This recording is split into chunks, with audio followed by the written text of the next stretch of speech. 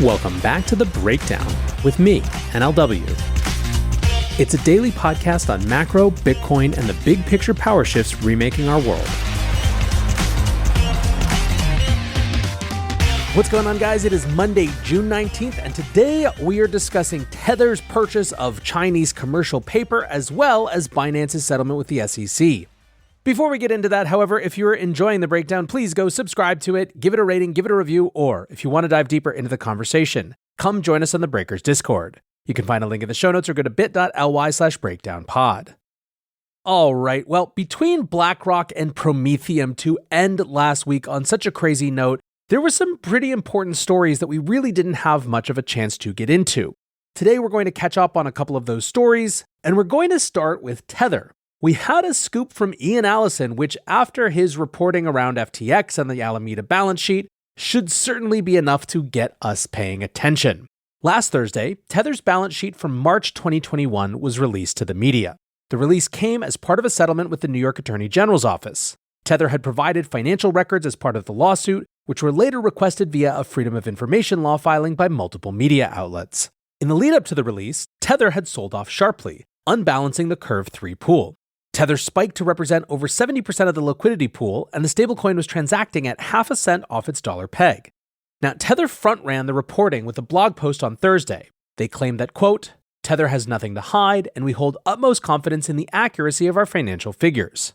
Their take on the financial disclosure was that it would show, quote, the legitimacy of Tether's business and the existence of its reserves. However, hedging their bets, they also noted that, quote, the materials are outdated and do not accurately reflect the present state of our reserves. With tensions heightened going into Friday, Tether truthers were on the edge of their seats. Would this be the reporting that finally blew the lid off? Well, what we got was financial documents that didn't appear to show much other than what was widely already rumored. The major headline was that Tether was once partly backed by Chinese securities. In 2021, Tether held billions of dollars of short-term bonds issued by Chinese corporations, as well as a sizable loan to now bankrupt crypto lender Celsius. In October 2021, Tether had claimed not to have any exposure to collapsing Chinese real estate giant Evergrande, but refused to comment on other Chinese corporate paper backing the stablecoin reserves. The March 21 balance sheet shows that Tether held paper issued by major state-owned enterprises, including the Industrial and Commercial Bank of China, the China Construction Bank, and the Agricultural Bank of China. Following that period of stress in Chinese bonds, Tether committed to removing all corporate paper from their reserves, switching to a mix of sovereign bonds and hard assets. If current attestations are to be believed, Tether now holds less than 0.5 percentage point of their reserves in corporate bonds. Tether responded to the reporting in a blog post stating, quote, Tether's exposure to Chinese commercial paper was predominantly in the banking sector, but all Chinese paper held was liquid and issued by large and well-known issuers in the international commercial paper market. All of these issuers were stable, and much of this paper was and is held by some of the world's largest investment managers within conservative portfolios. The Chinese banking-related commercial paper at issue was rated A1 or better. End quote. Tether also claims to have sustained no losses on commercial paper to date. Now, in addition to Chinese corporate paper, Tether also held securities issued by major international financial firms, including Deutsche Bank, Barclays, and also held securities issued by the Qatar National Bank and the Emirates NBD Bank. Now, the documents also showed a number of Tether's banking relationships. According to the documents, Tether maintained bank accounts with Deltec Bank and Trust, Ansbacher Bahamas, Capital Union Bank, and Far Eastern International Bank. They also held funds with Bradbury Investment and Metis Global Partners, as well as having some US dollars and Bitcoin on deposit with affiliated crypto exchange Bitfinex. Intermingling of funds was addressed in the documents, with Tether's lawyer attesting that corporate funds were held with Deltec and Far Eastern International Bank in separate accounts.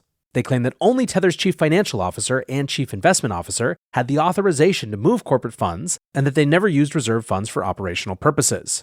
One interesting tidbit from the documents was that Tether were a major lender in the industry, with $5.1 billion loaned out across fewer than 30 borrowers.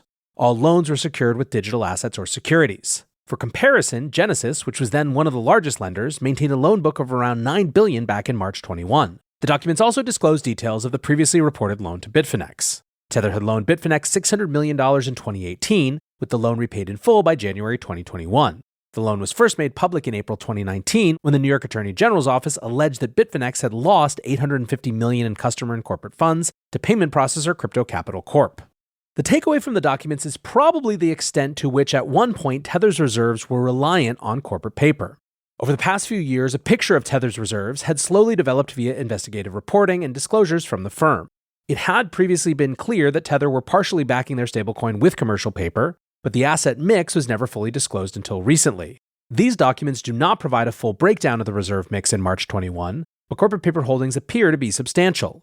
The majority of reserve assets were held with Deltec Bank at the time, with more than 60% of holdings with that institution being invested in corporate paper. Including the $5.1 billion in lending to the crypto industry, Tether appears to have held full reserves in March 21, with $40.6 billion in assets, roughly matching the $40.8 billion in issuance. Tether's response to the reporting asserted that, quote, Tether's transparency regarding its lending program in the most recent attestation is crystal clear.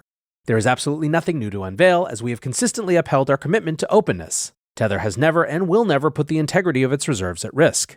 This has been proven time and time again, not only by its unwavering ability to fulfill redemptions without hesitation, but also through the utmost transparency of its reserves. Now, over the weekend, the DeFi sell-off appeared to come to a close. Curve has slowly rebalanced and is now back to around 50% of the liquidity pool being held in Tether.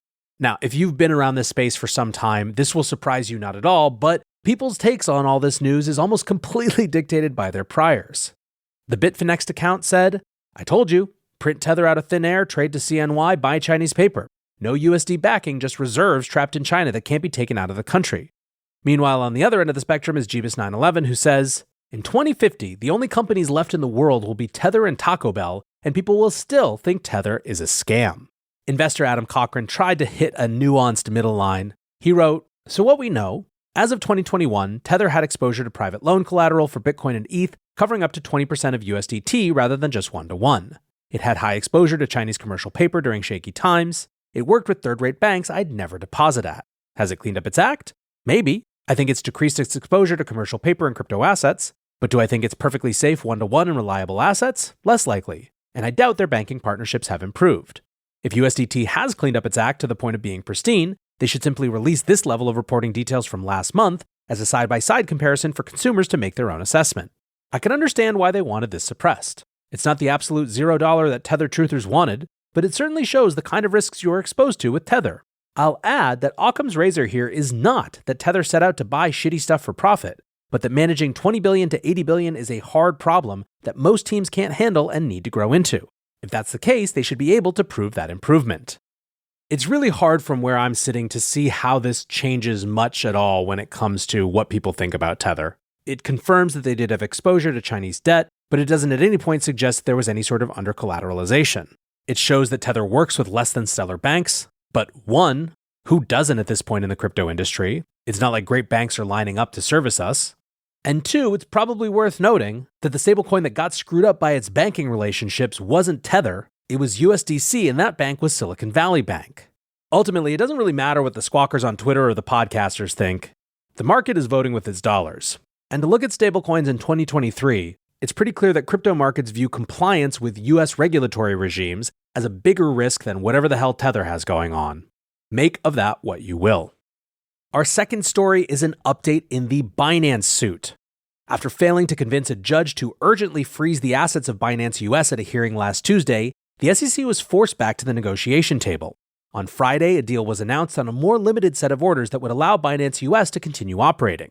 Under the deal, customer assets for the US platform can only be accessed by onshore staff. Fresh wallets will be created to ensure that access is limited to domestic staff, and international Binance staff will also be restricted from having root access to cloud services for the exchange.